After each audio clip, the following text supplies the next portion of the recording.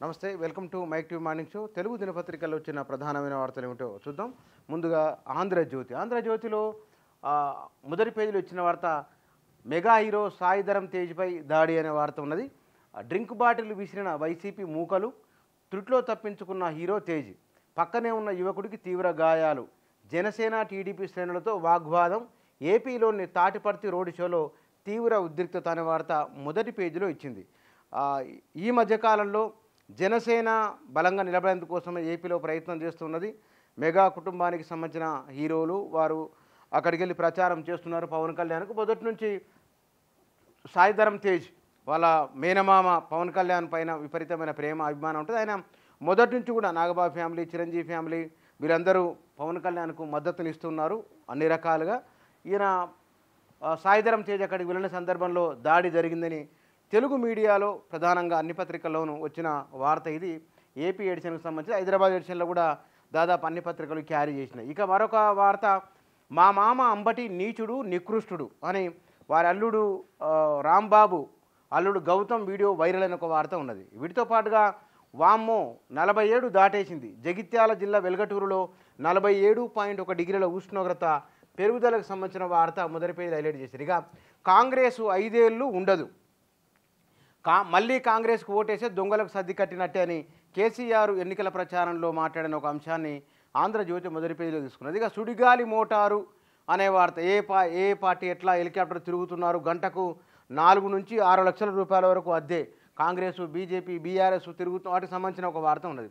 ఇక నేటి నుంచి రైతు భరోసా, మిగిలిన 39 లక్షల ఎకరాలకు 2,000 కోట్ల చెల్లింపు అనే వార్త ఉన్నది. దాంతోపాటు పంట నష్ట పరిహారం పంపిణీ నేటి నుంచి అనే వార్త కూడా మొదటి పేజీలో ఇచ్చారు. ఇక వీటితో పాటుగా బ్యానర్ ఐటమ్గా తీసుకున్న వాటిల్లో ఇయర్ ప్యానల్లో ఆంధ్రప్రదేశ్ డీజీపీ అవుట్ అనే వార్త ఉన్నది.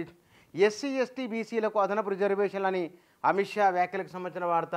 ఏడాదికి 1.3 లక్షలు తెలంగాణలో పేదింటి మహిళల ఖాతాలోకి టకా వేస్తామని రాహుల్ గాంధీ వ్యాఖ్యలకు సంబంధించిన వార్త ఉన్నది. ఫైనల్గా మోదీని ఓడించాలని రేవంత్ రెడ్డి, గత ఎన్నికల్లో కేసీఆర్, ఇప్పుడు మోడీని ఓడించాలని ముఖ్యమంత్రి వ్యాఖ్యలకు సంబంధించిన వార్త మొదటి పేజీలో ఉన్నది. జగన్ అవినీతి వల్లే పోలవరం జాప్యమని అమిత్ షా మాట్లాడిన మాటలు మొదటి పేజీలో వచ్చింది ఆంధ్రజ్యోతిగా.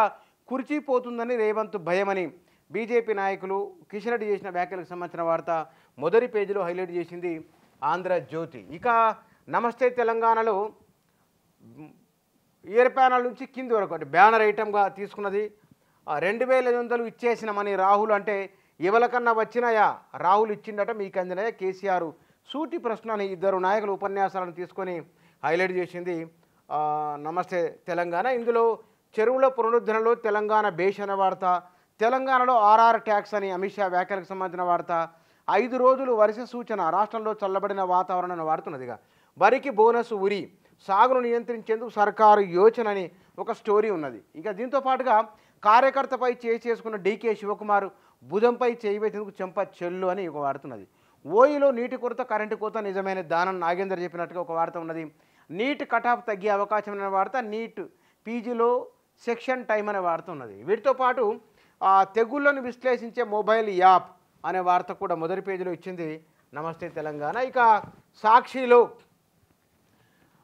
ఎలక్షన్కి సంబంధించిన వార్త ఉన్నది. ఖమ్మం కింగ్ ఎవరు, మేనిఫెస్టో మోసగాడు అని ఆంధ్రప్రదేశ్ సంబంధించిన వార్త ఉన్నది. ఇక ముస్లిం కోటా రద్దు, మేం గెలిస్తే ఎస్సీ ఎస్టీ ఓబీసీ రిజర్వేషన్లు పెంచుతామని పరేడ్ గ్రౌండ్స్ నిజామాబాద్ కాగజన సభల్లో అమిత్ షా స్పష్టీకరణ అనే వార్త మొదటి పేజీలో ఉన్నది. వారు మాట్లాడింది. తర్వాత మాయగాళ్ళు, ల్యాండ్ టైటిలింగ్ చట్టం అద్భుతం అంటూ ఈటీవీలో స్టోరీ, 4 నెలల కిందట అన్నదాత కార్యక్రమంలో ప్రసారం అనే వార్త ఉన్నది.